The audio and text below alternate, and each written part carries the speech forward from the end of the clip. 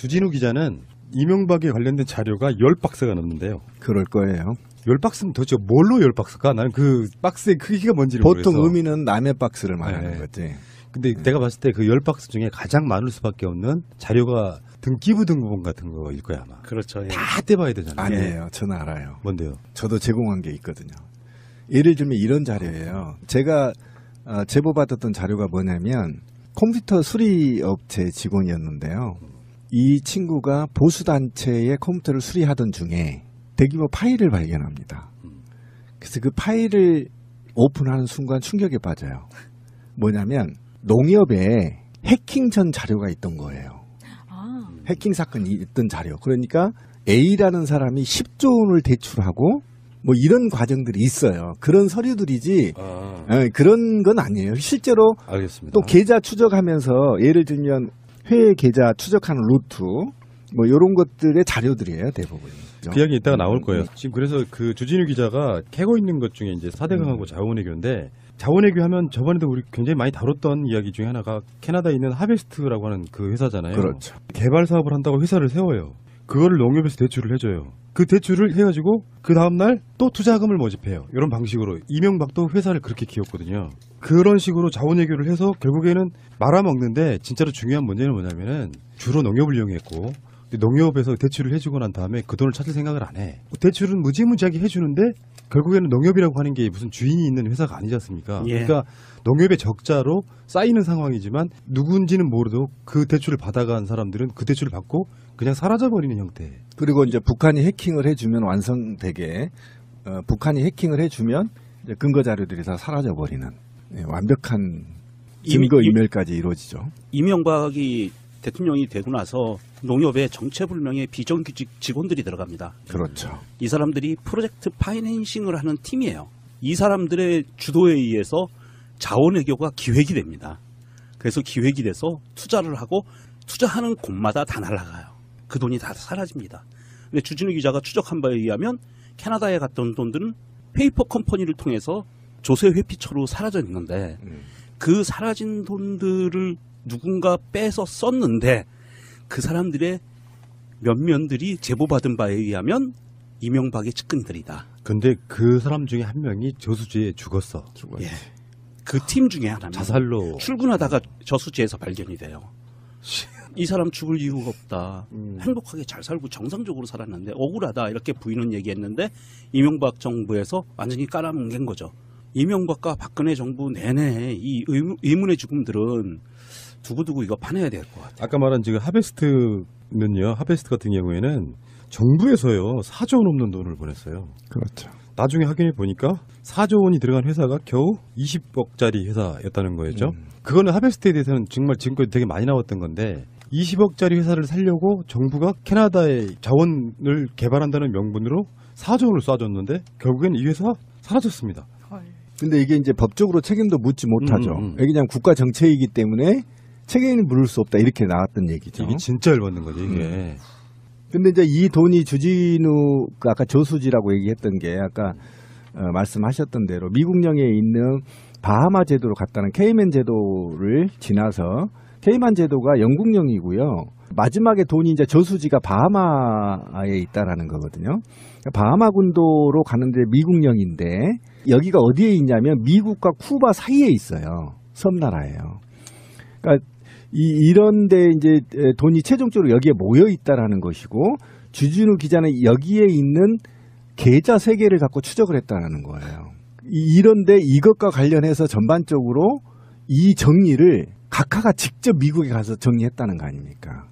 이게 이제 핵심이에요. 꼼꼼한 새끼 진짜. 그러니까 자기 돈에 대한 그 카트 타러 가가지고 골프장에서 그때 정리한 거거든요. 그다음에 FTA 체결하기 전에 이미 자기 재산에 대한 정리가 미국과 끝났기 때문에 미국 재판부가 나서서 BBK나 각종 이명박의 재산들을 보호해주는 이런 인류 초유의 사태가 발생하게 돼버려요. 그제 왜 그 박근혜 재임 중에 콜롬비아인가 어딘가 저기 그 메르스 이후에 그렇죠. 네.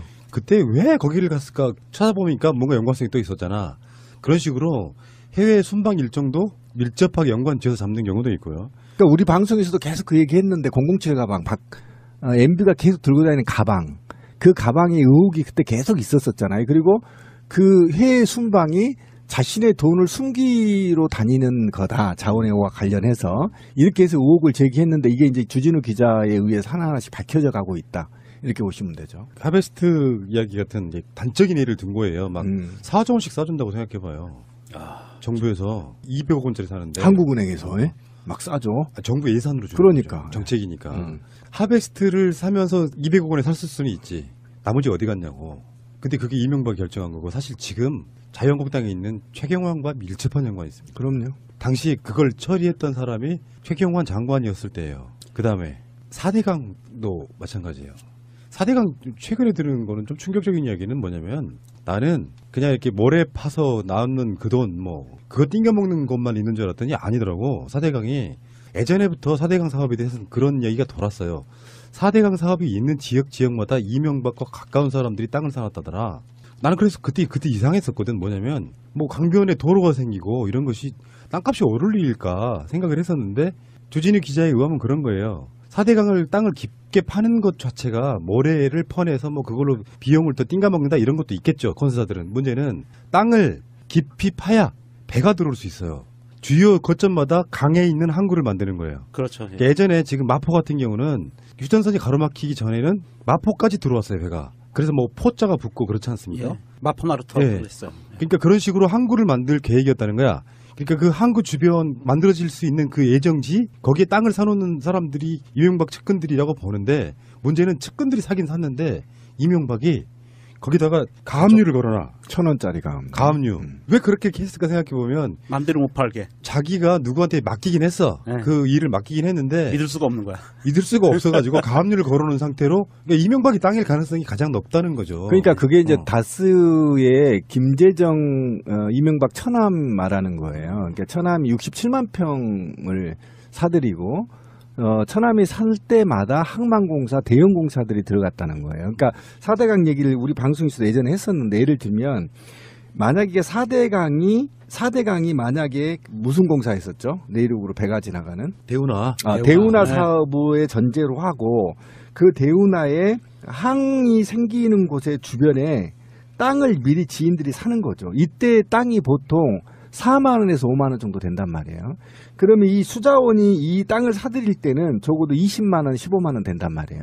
그럼 이 차액만 남겨도 어마어마한 돈의 시세 차익을 그렇죠. 높일 수 있는 걸 기획했다라는 겁니다.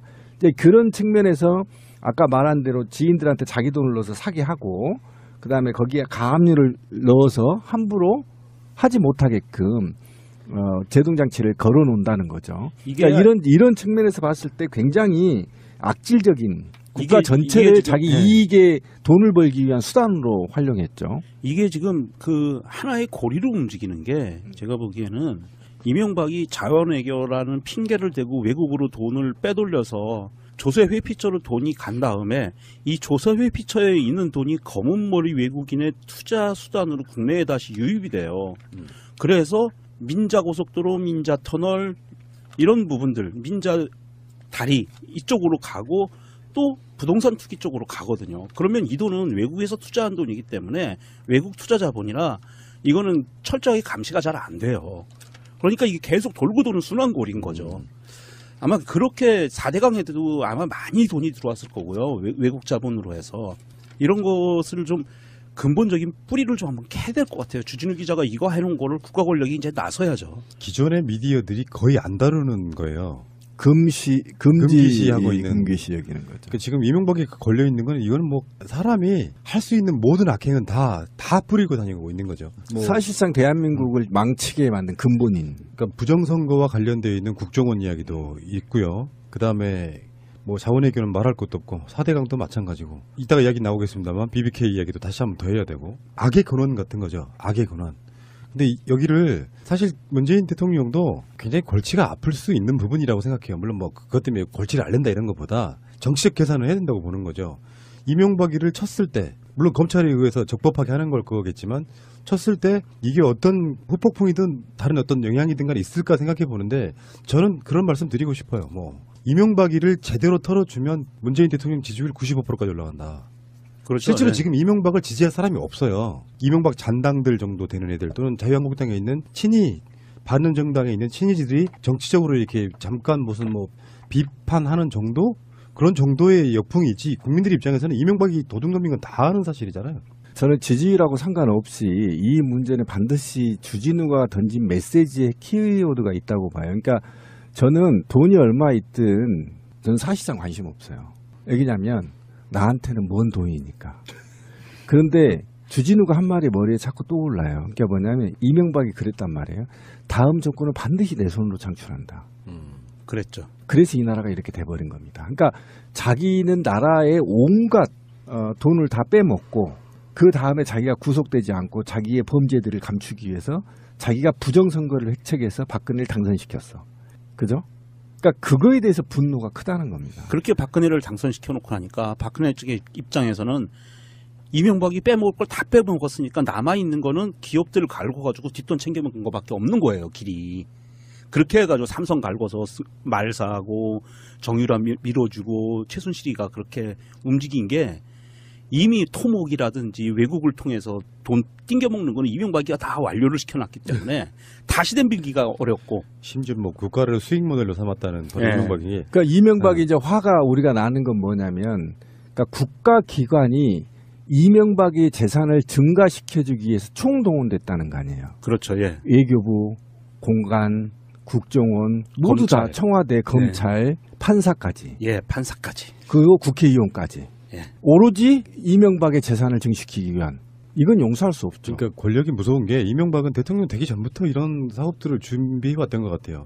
이따가 또 BBK 사기에 대한 얘기 좀 하겠지만 맥커리 같은 것도 사실은 이명박의 것으로 추정이 되잖아요. 예, 네. 그렇죠. 주체는 분명히 다르긴 합니다만 거기서 근무했던 이지영 이런 사람들이 맥쿼리는 한국에 들어와가지고 외국 투자 기업인 것처럼 했지만 한국의 주요 아까 말씀하신 민자고속도로라든지 뭐 네. 이런 것들에 투자하면서 보장을 해주면 예. 그냥 우리 세금으로 그냥 그 회사를 그렇죠. 먹여 살리게 되는 이런 거 토익량이 있었고 적어서 수익이 안 생기면 나라에서 보정해주고 수십 년 동안 평생을 먹고 살 수 있는 돈을 만들어주는 거죠. 그런 식의 짓거리들을 하면서 나라를 그냥 거덜내는데도 불구하고 이거 수사할 수 없다면 그건 말이 안 되는 것 같고요. 자 이제 BBK로 한번 넘어가 볼까요? 김경준 씨가 이제 석방이 되면서 불거지는 이야기이기도 하고 BBK 사건 여러분들 질문 하나 드려볼게요. 전부 다 기억하십니까? 낙검수를 통해서 BBK 사건 듣는 재미로 낙검수 처음에 들었었지. 그렇죠. 예. 저는 이틀을 잠 못 자고 기다렸어요. 아니 이거는 별천진 거예요. 그 얘기를 들으니까. 각하는 꼼꼼하시다. 그 BBK 사건에 나는 기억에 남는 게 BBK에 나오는 그 뭐 LK200 그 BBK는 별로 기억이 안 남는데 개고기 이야기는 정말 맞아. 아 진짜 쪼잔한 새끼들. 4명이 가서 혼자 2인분 시켜 처먹는다는 먹는 거. 돈이 많으면 뭐해 그 짓 하고 살면. 큰 얼개를 만들어 보면 이명박이가 김경준이를 통해 가지고 투자 회사라는 걸 만들잖아요. 그렇죠. 근데 그게 잘못돼 가지고 허가취소 같은 게 나게 돼요. 그래서 다시 다른 걸 또 만들어요. 예. 그러다가 결국엔 나중에 BBK 사건은 결정적으로 그거잖아요. 투자 받은 돈들을 주가 조작 같은 걸 통해 가지고 다 날려먹어 버린 사건이야. 예, 개미 투자자들을 완전히 거지를 만들어놨죠. 그런데 동업자였던 김경준하고 이명박 사이에 김경준이 이명박한테 줘야 될 돈 140억 원이 있었던 거죠. 예. 그 돈이 이제 여러 가지 막 복잡하게 얽히고 설키면서 하다가 결국에는 이명박이가 어떻게 풀었는지는 몰라도 미국 정부와 김경준을 잡고 있는 미국 정부와 스위스를 어떻게 풀었는지 몰라도 그 돈을 가져가게 되는 그 사건이란 말이에요. 그 가져가는 타이밍도 절묘한 게 김경준이 우리나라 교도소 안에 갇혀있던 시기였어요. 그거를 어떻게 그런데 김경준이 회사가 다스에다가 그 돈을 쏴줘요. 형무소 안에 있는데. 근데 이제 주진우 기자의 이야기는 이 과정들 복잡한 거 다시 설명하고 싶지가 않아요. 저도 설명해고 나가서 또 헷갈려. 그러니까 생각하시지 마시고 가장 중요한 핵심 LA 총영사의 검토 요청 사안이라는 게 있어요. 김경준 관련해가지고 외교부가 다스의 140억 원 회수를 위해서 움직였다는 겁니다. 총영사가 직접 움직인 김재수 LA 총영사는 원래는 김경준이가 이명박하고 소송할 때 이명박 측 변호사였던 사람이 김재수예요. 근데 예. 이 사람을 LA 총영사로 임명해. 외교 쪽 관련자도 아닌데. 예. 김재수를 임명한 게 이게 국제 소송이잖아요. 국내 소송이 아니고 국제 소송이는데 특이한 점이 포인트가 있어요. 이 김재수가 미국 시민권자였어요. 그래서 공무원으로 임명이 안 되는 상태예요. 그런데도 불구하고 임명하고 미국 시민권을 버려요. 또 하나 청와대 안에 행정관을 또 국제 변호사 전문가를 민정수석실 내 행정관 국제 변호사를 데려다가 앉혀놓고 거기를 이제 마쿠를 통해서 자기들끼리 연결이 된 거예요. 그렇게. 근데 심지어 LA 총영사인 김재수가 다스 직원들과 함께 회의를 해요. 그게 이제 문건으로 예. 문건으로 이제 주진우가 공개를 했죠. 조 기자가 다스 회의록 해서 지금 사진을 찍어서 지금 공개가 돼 있는데 거기에 LA 총영사 김재수 이렇게 써 있어요. 그렇죠. 참석자가. 그러니까 관이 직접 주도됐다는 네. 거죠. 그러니까 아까 그걸 좀 흐름도를 다시 한번 검토를 해보면 다스의 이명박 재산으로 의심이 되는데 이것은 190억 원을 투자했다는 거 아닙니까? 그리고 이제 자회사를 해서 주가 조작을 합니다. 옵셔널 벤처스라고 해서 2000년 12월에서 2001년 11월까지 주가 조작 사건으로 했는데 투자자가 5천여 명이 피해를 봤고요. 피해 금액만 1,000억대. 네. 이죠. 그래서 이제 핵심이에요. 옵셔널 벤처스 사건이 사실은 근데 핵심인 거예요. 그 돈이 2002년도에 180억을 상당을 예치를 해요. 어디다 하냐면 크레디트 스위스 은행에 김경준 계좌에 예치를 한다. 그 돈이에요. 아까 180억이. 그러니까 그 주가 조작을 이명박이 했다고 씨발. 해가지고 그거를 피해자한테 보상해주기 위해서 180억을 은행에 예치한 게 아까 말했던 크레디트 스위스 은행에 김경준 계좌였다고. 그건 이명박 돈도 아니고 김경준 돈도 아니었다고. 피해자한테 저는 이렇게 예치된 이유는 뭐냐면 미국 영방정부 법원이 뭐라고 했냐면 이 180억 원은 김경준 것도 이명박 것도 아니고 아까 말했던 5천여 명의 피해자 것이다 라고 해서 예치금을 해놓은 거라고. 그런데 이거를 압류를 해놓은 거죠. 그래도 압류를 한 거지 쉽게 말하면. 그런데 지금 우리 아까 권 PD가 얘기한 대로 청와대 외교부가 김재수랑 등등이 이 동결을 해제해버렸다는 거예요. 그래서 이 돈을 해제해서 이 돈이 어디로? 이명박한테 다시 송금이 된 겁니다. 다시 찾아간 거죠. 이 다스로, 사건, 다스로 이 사건이 이제 그 사건인데 그런데 문제는 지금 이 미국 연방정부와 스위스 정부의 동결 조치를 이명박이 직접 해제하는데 참여했다 이렇게 보는 겁니다. 지금 주진우는. 이거는 김재수 총영사뿐만 아니라 이명박이 미국을 오가면서 직접 미국 정부하고 협상을 했다. 이게 지금 의혹인 거죠. 그러니까 그게 압류 동결 조치를 내린 그 계좌에 있는 돈에 대해서 동결 조치를 내린 거는 판사였어요. 사법부 미국에. 미국에 판사였는데 이 판사도 모르게 돈이 옮겨진 거예요. 그래서 이 판사가 그때 분노하고 난리가 났었는데 이거는 미국 행정부와 대한민국 행정부 사이에서 거래가 이루어진 정황이 너무 센 거죠. 이제 이 사건이 그 당시 17대 대선?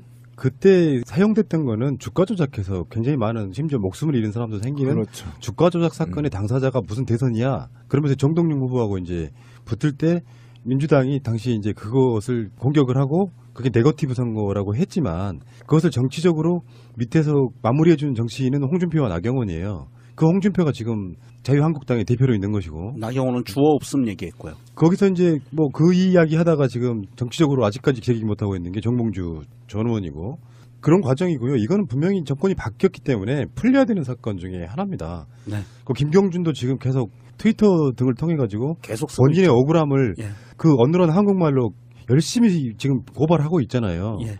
검찰도 저는 인지하고 있을 거라고 보거든요. 이게 문제는 그런데 이 검찰이 수사 들어가기가 애매한 게 다스라는 회사가 싱가포르로 이사 갔다 그랬잖아요. 주소지가. 이것을 염두에 본사가. 두고 그러지 않았을까요? 예. 그 사건 이후에 다스 본사가 싱가포르로 이사를 가요. 그리고 이명박의 조카도 싱가포르로 가버리고 그 당시에 국적이 바뀌었죠. 예. 그래서 이 다스라는 회사는 현대자동차에 다이렉트로 납품하는 시트 만드는 회사거든요. 그러니까 현대자동차의 모든 일감을 다 가져가는 거야 얘네들이. 그리고 주소지는 싱가포르에 있어. 그럼 우리나라 검찰이 직접 조사하기가 어렵다는 거죠. 세무당국이. 그러니까 저는 이거는 제가 볼 때는 인류 역사에서 전무후무한 사건이 될 것 같아요. 네. 미국의 재판부가 판결한 것을 일개 소국의 대통령이 풀어버려. 사대주의에 쩌든. 제가 네. 볼 때는 왜 그러면 미국 입장에서는 이명박의 아킬레스건을 잡고 있는 거거든요. 그러면 그만한 대가를 지불해야 돼. 그러면 그 지불한 미국에 대한 지불한 대가가 어디로 들어갔냐면 FTA 체결 당시에 국익 손해로 갔다는 거예요. 그러니까 FTA 체결을 엄청나게 우리가 분노했잖아요, 당시. 지금은 뭐 다르게 평가받고 있지만 당시 엄청나게 분노하는 과정이 바로 우리는 박정훈과 김종훈만 욕을 했지만 실제로 그 뒤에는 이명박이 버티고 있었고 이명박의 사익을 위해서 국익을 손해봤다는 거죠. 이게 가장 큰 문제인 거죠. 그러니까 또 FTA도 이제 뭐 한미 FTA도 참여정부 때와 이명박 정부 때가 또 다릅니다. 그러니까 완전히 그건 다르게 또 되죠. 복잡해지는 거고요. 어찌됐건 이제 중요한 건 이 사건을 두고 저는 이렇게 보는 부분이 하나 있거든요. 당시 검찰이 엄청 협조했잖아요. 예. 지금 드러나는 김기동 검사. 김기동 검사죠. 그러니까 사실 이명박을 위해서 현직 검사들이 후보일 때부터 대대적으로 움직여준 거예요. 예. 그래서 이 사건은 박근혜 최순실 국정농단이라고 하지만 보통 불렀던 게 박근혜 게이트라고 부르지 않습니까? 이명박이는 아까 말한 자원외교나 4대강이나 BBK나 이런 것들을 총 모아가지고 방산비리까지도 또 나올 거예요. 그 방산비리는 롯데타워랑 또 연관이 있고 이 어마어마한 이 욕심많은 이 쥐새끼를 뭉뚱그려서 이명박 게이트라고 불러서 이게 한 1년 정도 대대적으로 사회적 붐이 되는 게 왜 중요하냐면 주진우 혼자 이걸 하고 있잖아요. 예. 근데 사회적 붐이 되면 모든 언론사들이 수사기관들처럼 모든 사건을 다 시켜요. 그러면 어마어마한 것들이 나오게 돼 있거든요. 그렇죠. 그러니까 이게 지금 이명박을 위해서 이명박 사건을 해결하기 위해서 국민적인 붐이 일어나야 되고 모든 언론사들이 수사기관처럼 뛰어야 됩니다. 그러면 이거 바뀔 수가 있어요, 이게. 그러니까 이 주진우 이명박 추적기 책을 무조건 사서 저도 이제 제안을 좀 하려고 해요. 요거를 하루에 2장을 오딩을 쳐서 올리는 거야. SNS에. 그래서 계속 수사를 촉구하는데 지금 이게 있잖아요. 너무 광범위해요. 좀 설명을 하면 원세윤이 국정원에 장악을 하고 이 국정원 내부의 국가 권력의 통제에 벗어난 영포라인이 있거든요. 이 영포라인의 원주인이 이명박의 형이에요. 그렇죠. 예, 그래서 이들이 하나의 범죄 조직이 완전히 구성이 돼 있고요. 그 다음에 김기동, 최재성을 중심으로 하면 사법부가 완전히 장악돼 있는 거죠. 최재성은 최백렬의 조카예요. 유명하죠. 그리고 나서 청와대, 외교부, 국토부 모든 부처가 나서서 이명박의 부의 축적을 위해서 올인했단 말이에요. 그리고 여기에서 약간 벗어나는 사람들은 죽여버리거나 자살 당하거나 자살을 당하거나 또는 행방불명되거나 예. 이렇게 된 것은 이게 그만큼 광범위하게 이루어졌고 수사도 굉장히 쉽게 할 수 있다는 게 예를 들면 지금 아까 말한 김기동 검사나 지금 사법연수원 부원장이거든요. 현직이에요. 김기동이요? 네. 야, 이씨. 지금 사법연수원 부위원장이란 말이에요. 지금 사법연수원. 그리고 저기 누구야? 저기 최재성이 예.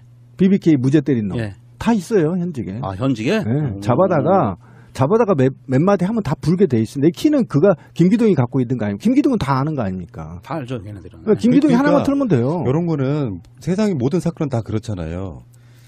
어떤 상황, 어떤 재판 최종 결과에 뒤집힐 만한 정도의 증거 같은 게 나오면 모든 사건은 다 재심할 수 있어요. 그러면. 그러니까 뒤집힐 만한 증거가 나오면 그럼요.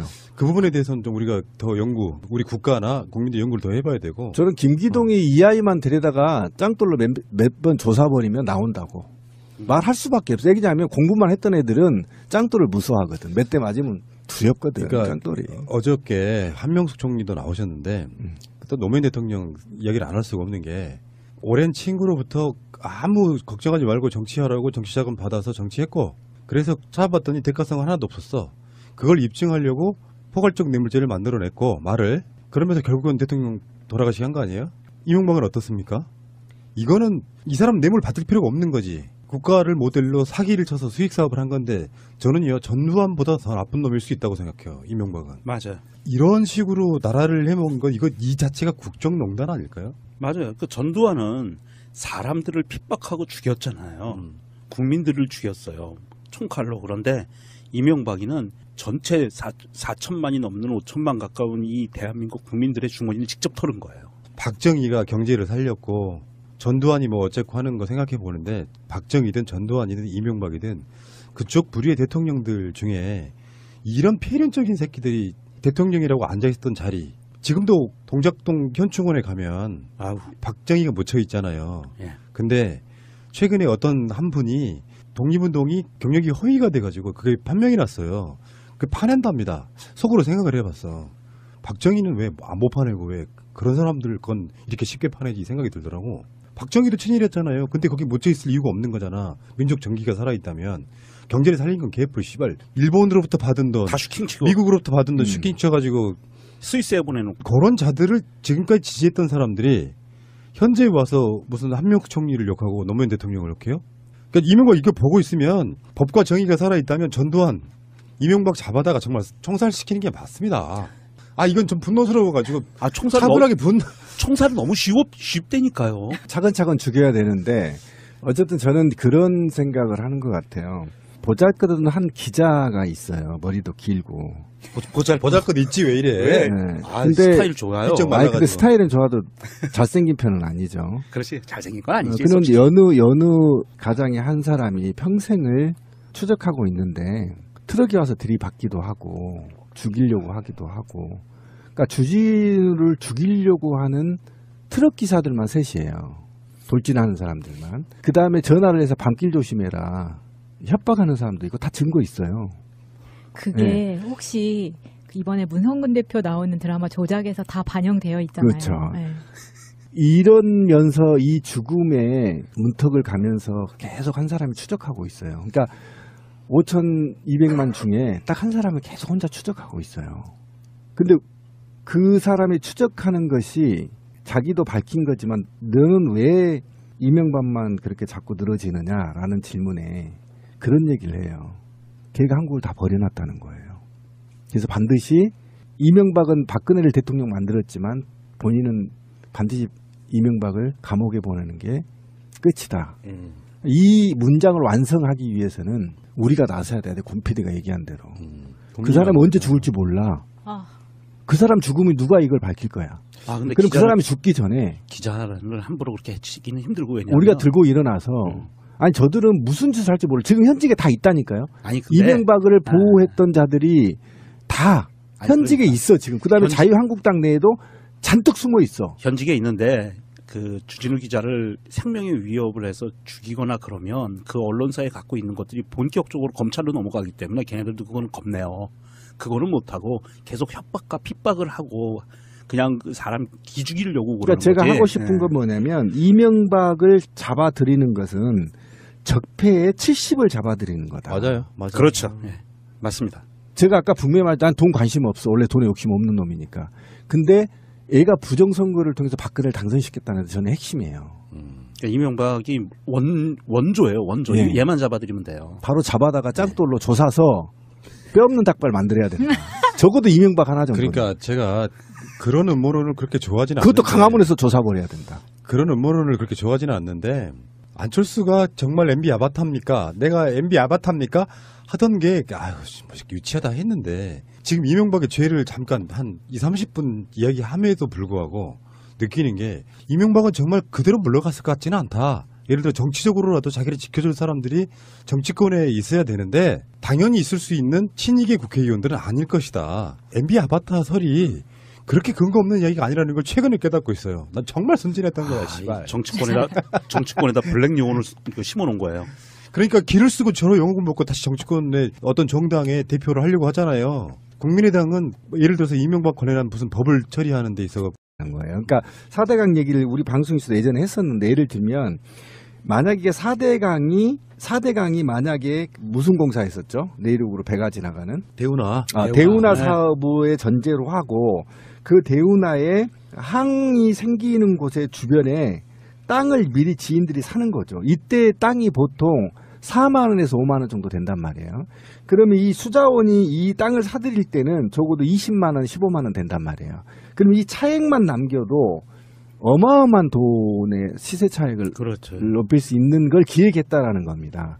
이제 그런 측면에서 아까 말한 대로 지인들한테 자기 돈을 넣어서 사게 하고 그다음에 거기에 가압류를 넣어서 함부로 하지 못하게끔 제동장치를 걸어놓는다는 거죠. 그러니까 이런 측면에서 봤을 때 굉장히 악질적인 국가 전체를 자기 이익에 돈을 벌기 위한 수단으로 활용했죠. 이게 지금 그 하나의 고리로 움직이는 게 제가 보기에는 이명박이 자원외교라는 핑계를 대고 외국으로 돈을 빼돌려서 조세 회피처로 돈이 간 다음에 이 조세 회피처에 있는 돈이 검은머리 외국인의 투자 수단으로 국내에 다시 유입이 돼요. 그래서 민자고속도로, 민자터널 이런 부분들, 민자다리 이쪽으로 가고 또 부동산 투기 쪽으로 가거든요. 그러면 이 돈은 외국에서 투자한 돈이기 때문에 외국 투자 자본이라 이거는 철저하게 감시가 잘 안 돼요. 그러니까 이게 계속 돌고 도는 순환골인 거죠. 아마 그렇게 4대강에도 아마 많이 돈이 들어왔을 거고요. 외국 자본으로 해서. 이런 것을 좀 근본적인 뿌리를 좀 한번 캐야 될 것 같아요. 주진우 기자가 이거 해놓은 거를 국가 권력이 이제 나서야죠. 기존의 미디어들이 그리고 이제 북한이 해킹을 해주면 완성되게 북한이 해킹을 해주면 이제 근거 자료들이 다 사라져 버리는 완벽한 증거 인멸까지 이루어지죠. 이명박이 대통령이 되고 나서 농협에 정체불명의 비정규직 직원들이 들어갑니다. 그렇죠. 이 사람들이 프로젝트 파이낸싱을 하는 팀이에요. 이 사람들의 주도에 의해서 자원외교가 기획이 됩니다. 그래서 기획이 돼서 투자를 하고 투자하는 곳마다 다 날아가요. 그 돈이 다 사라집니다. 근데 주진우 기자가 추적한 바에 의하면 캐나다에 갔던 돈들은 페이퍼 컴퍼니를 통해서 조세 회피처로 사라져 있는데 그 사라진 돈들을 누군가 빼서 썼는데 그 사람들의 면면들이 제보받은 바에 의하면 이명박의 측근들이다. 근데 그 사람 중에 한 명이 저수지에 죽었어. 예. 그 팀 중에 하나는 자살로. 출근하다가 저수지에서 발견이 돼요. 이 사람 죽을 이유가 없다. 행복하게 잘 살고 정상적으로 살았는데 억울하다 이렇게 부인은 얘기했는데 이명박 정부에서 완전히 깔아뭉갠 거죠. 이명박과 박근혜 정부 내내 이 의문의 죽음들은 두고두고 이거 파내야 될 것 같아요. 아까 말한 지금 하베스트는요. 하베스트 같은 경우에는 정부에서요 4조 원 넘는 돈을 보냈어요. 그렇죠. 나중에 확인해 보니까 4조 원이 들어간 회사가 겨우 20억짜리 회사였다는 거였죠. 그거는 하베스트에 대해서는 정말 지금까지 되게 많이 나왔던 건데 20억짜리 회사를 살려고 정부가 캐나다의 자원을 개발한다는 명분으로 4조 원을 쏴줬는데 결국엔 이 회사 사라졌습니다. 근데 이게 이제 법적으로 책임도 묻지 못하죠. 이게 그냥 국가 정책이기 때문에 책임을 물을 수 없다 이렇게 나왔던 얘기죠. 이게 진짜 열받는 거죠 이게. 근데 이제 이 돈이 주진우 아까 저수지라고 얘기했던 게 아까 말씀하셨던 대로 미국령에 있는 바하마 제도로 갔다는 케이맨 제도를 지나서 케이만 제도가 영국령이고요. 마지막에 돈이 이제 저수지가 바하마에 있다라는 거거든요. 바하마 군도로 가는데 미국령인데 여기가 어디에 있냐면 미국과 쿠바 사이에 있어요. 섬나라예요. 그러니까 이런데 이제 돈이 최종적으로 여기에 모여 있다라는 것이고 주진우 기자는 여기에 있는 계좌 3개를 갖고 추적을 했다라는 거예요. 이런데 이것과 관련해서 전반적으로 이 정리를 각하가 직접 미국에 가서 정리했다는 거 아닙니까?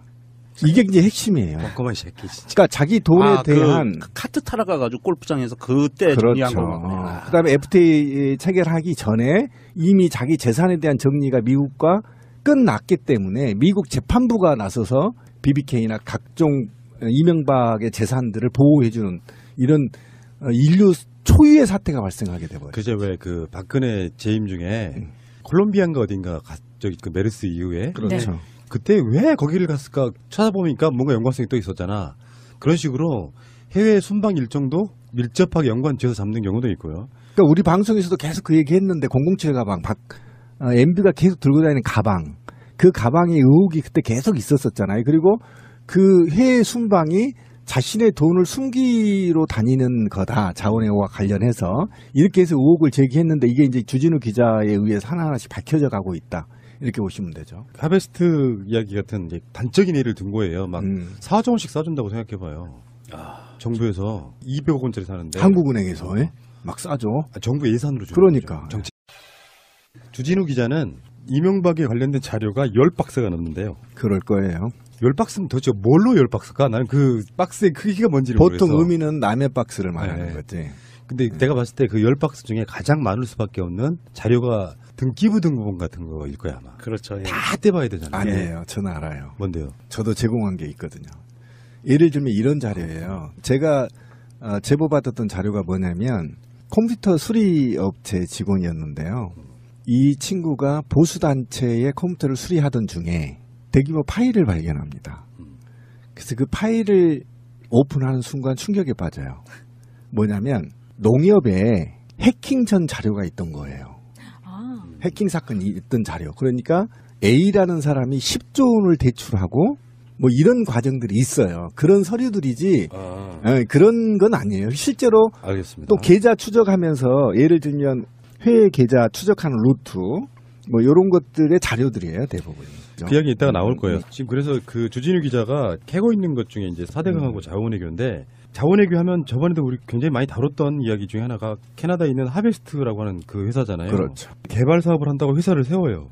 그거를 농협에서 대출을 해줘요. 그 대출을 해가지고 그 다음날 또 투자금을 모집해요. 이런 방식으로 이명박도 회사를 그렇게 키웠거든요. 그런 식으로 자원외교를 해서 결국에는 말아먹는데, 진짜로 중요한 문제는 뭐냐면은 주로 농협을 이용했고, 농협에서 대출을 해주고 난 다음에 그 돈을 찾을 생각을 안 해. 대출은 무지무지하게 해주는데 결국에는 농협이라고 하는 게 무슨 주인이 있는 회사가 아니지 않습니까? 예. 그러니까 농협의 적자로 쌓이는 상황이지만 누군지는 모르도 그 대출을 받아간 사람들은 그 대출을 받고 그냥 사라져버리는 형태이니까.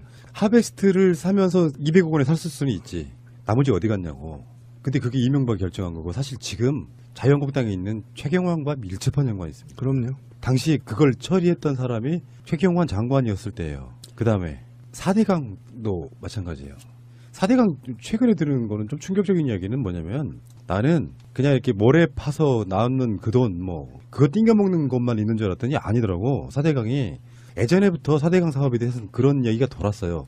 4대강 사업이 있는 지역마다 이명박과 가까운 사람들이 땅을 사놨다더라.